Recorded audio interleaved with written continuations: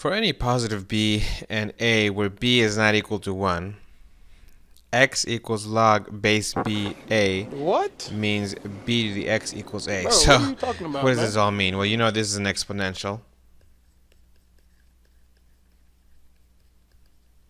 And you've noticed that this is called a logarithm.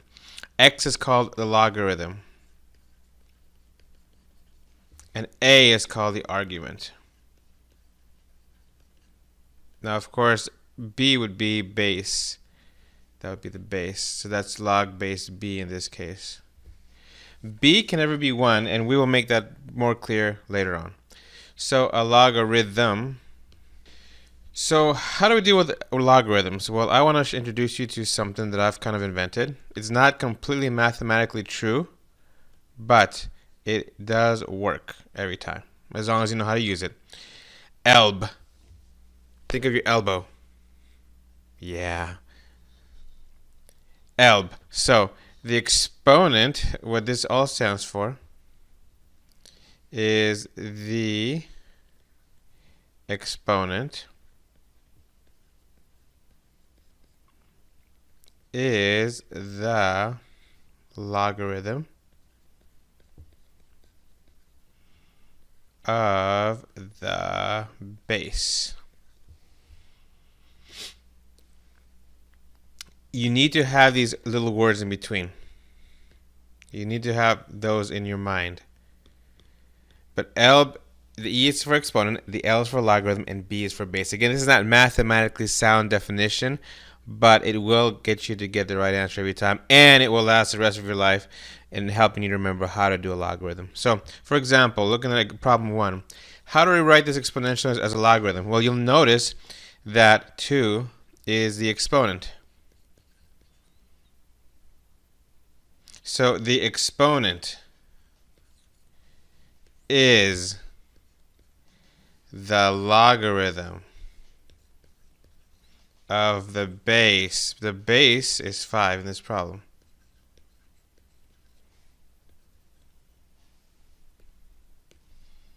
What's left? The 25. I could rewrite this also as log base 5, 25 equals 2. Either one would be completely appropriate. So the idea of a logarithm is that it rearranges an exponential. And a rearranged exponential is a logarithm. There is no math to this as we're presenting problem 1. It simply is a rearrangement of things. Okay? I would strongly suggest against you doing what the books do with arrows and this goes this. You'll watch a ton of YouTube videos. You'll go all over the place. They'll be like, this goes here and this goes here and this goes. It gets so confusing. Please, please, please. Through my experience teaching, I have found that ELB is really the easiest way to do this. Okay, so again, you know, consider what it means. The exponent is, right? Is means equals. The exponent is the logarithm of the base. So if you know how to identify the logarithm, if you know how to identify the exponent and the base, then you can do a logarithm. Let's try another one. This is the base. This is the exponent. Don't worry about the argument. If we consider ELB, the exponent is the logarithm of the base. And the argument goes there. Notice that the exponent is on its own, on one side of the equation. Notice that the base of this exponent is the base of the logarithm. Notice that this is written in such a way where these are lined up with each other, but the 16 is a subscript. This denotes the base that we're talking about. The base in this case is in reference to a number system, right? A base 2 number system, a base 16 number system, a base 10 number system. For this last one, we need an exponent. We can express a radical as an exponent. And then we can go ahead and proceed. The exponent is the logarithm of the base. And again, you should be comfortable writing this the other way as well, right? I could go ahead and invert the equation and put it so that the 1/2 is on the other side. Be comfortable going back and forth between those two. What if it was a logarithm is given to you and we want an exponent? Well, again, we can still use ELB to keep track of things. Recall this is still the base. And you remember in the past that when whatever number was on its own on the opposite side of the equation, that was the exponent. So looking at part A, the exponent, right, is the logarithm of the base. The base is 2. This is the argument. Notice that going from logarithm to an exponential, we get rid of the logarithm, right? Now, the nice thing about this is you can check for yourself if this is true, right? You could ask, is 2 to the negative 3 equal to 1/8? You can put it in a calculator. You can also go ahead and use the properties of exponents to go ahead and get to the same conclusion. Let's do this again. Here's the base. Here's the exponent. The exponent is the logarithm of the base.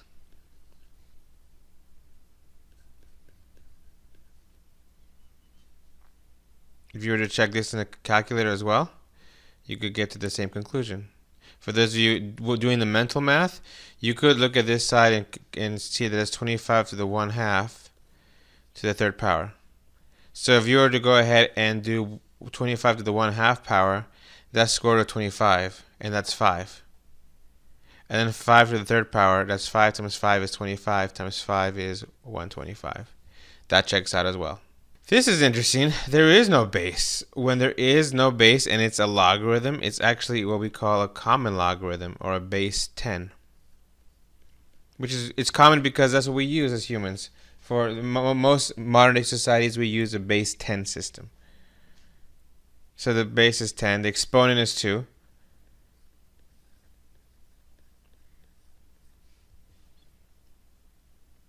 And that's what we get for part C. Of course, these get more complicated, and they're still pretty not mathematical. It is a weird math that we're approaching because it's more about arranging and rearranging and viewing things from a different perspective. So we have some properties of logarithms. Notice the following, that I'm going to go and split this down by the equals.